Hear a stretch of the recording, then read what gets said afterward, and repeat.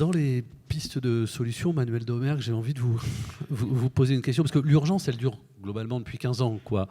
Pour le dire vite, même si elle ne cesse d'augmenter. Est-ce que on gère les flux ou est-ce qu'on s'attaque à la cause ? Il faut forcément faire les deux à la fois. C'est globalement, le diagnostic est-il, est-ce qu'on gère les sans-abri ou est-ce qu'on lutte contre le sans-abrisme ? Aujourd'hui, on s'aperçoit qu'il y a une tendance depuis des années à mettre à l'abri les personnes autant que possible et donc à réagir à l'urgence sociale dans l'urgence. Il y a une fuite en avant dans l'hébergement. Aujourd'hui, le budget pour 2018, je crois que c'est quasiment 2 milliards d'euros pour l'hébergement, en hausse de 12% par rapport à l'an dernier. Et cette hausse, elle est constante à ce rythme-là depuis des années. Jean-Martin Delorme me disait, multiplié par 2 en 4 ans, c'est ça, au début de votre intervention. 400 millions, 800 millions. C'est à peu près ça. Donc on est sur un rythme extrêmement fort. Parce qu'il y a des gens qui frappent à la porte, parce que le 115, une fois sur deux, ne répond pas favorablement aux demandes, parce qu'on sait déjà que parmi les personnes dans les accueils de jour, 1 sur 2 n'appelle même plus le 115 parce qu'il y a peu d'espoir. Donc on pourrait augmenter les réponses en hébergement quasiment infiniment, quoi, à ce rythme-là. Sauf que ça coûte très cher et surtout que c'est pas du tout satisfaisant pour les personnes qui tournent en rond dans les solutions d'hébergement, même si certains s'en sortent quand même, mais enfin, après avoir souffert longtemps et avoir coûté très cher. Donc on est face à des réponses qui ne sont pas très efficaces. Donc tarir à la source, c'est compliqué, parce qu'il y a la question évidemment de l'encadrement des loyers dans le parc privé, pour éviter qu'il y ait autant de monde qui se reporte vers la réponse publique. Il y a évidemment tarir à la source, mais ça dépasse là nos débats, réussir à faire baisser la précarité sociale, le chômage, etc.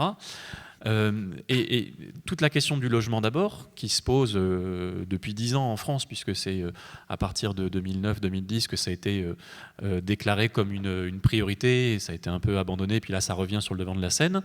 Enfin abandonné, c'est la doctrine officielle, je veux dire, dans les débats, personne ne s'oppose à ça. C'est dans les faits qu'on a du mal à le mettre en place réellement.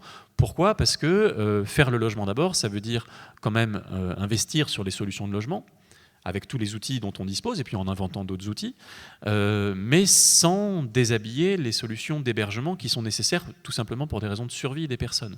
Et quand l'hiver arrive, il y a une attention médiatique, de l'opinion, il y a plus de gens qui tapent à la porte de l'hébergement, et donc on continue à avoir des solutions en urgence, hivernale, alors que chaque année on dit qu'on veut sortir de la gestion au thermomètre.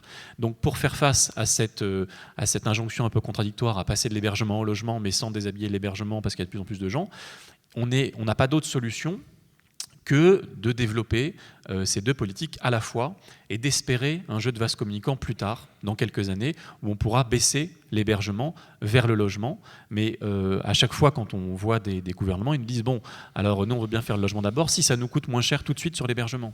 Et ça ne marche pas. Et les hébergeurs, notamment nos partenaires de la FAS, disent en fait, le logement d'abord, c'est juste pour nous couper les crédits. Et donc, nous, on ne va pas jouer le jeu de cette stratégie.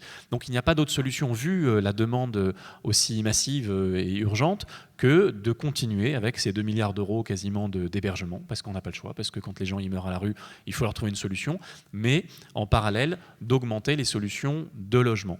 Donc c'est ça qui est compliqué, c'est que ça rapporte de l'argent, mais pas tout de suite. Et l'investissement dans le logement, c'est un bon investissement. Il y a plein d'études qui le montrent, en France, à l'étranger.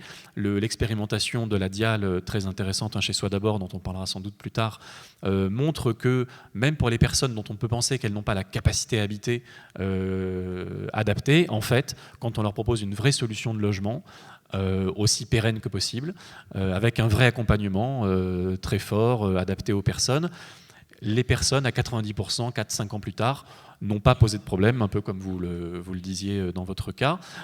Et surtout, en plus, ça coûte moins cher à l'État si on compare les budgets qui sont différents. Et ça coûte moins cher, notamment sur l'hospitalisation en urgence, parce qu'un chez soi d'abord va chercher des personnes qui ont des troubles psychiatriques graves, des parcours d'errance très longs à la rue.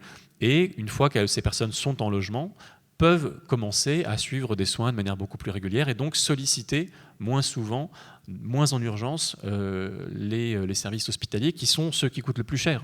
Ça coûte beaucoup plus cher de payer des médecins, des urgentistes, etc., que de payer des travailleurs sociaux. Donc c'est un bon investissement de miser sur l'accompagnement, sur le logement aussi pérenne que possible, alors que c'est plutôt une mauvaise solution, peut-être moins pire que la rue, même pas peut-être, que de développer les solutions à l'hôtel. Vous défendez une logique du en même temps, si je vous comprends bien. Exactement. Mais aussi une logique d'investissement public qui n'est pas la logique tellement à la mode en ces temps de rigueur budgétaire.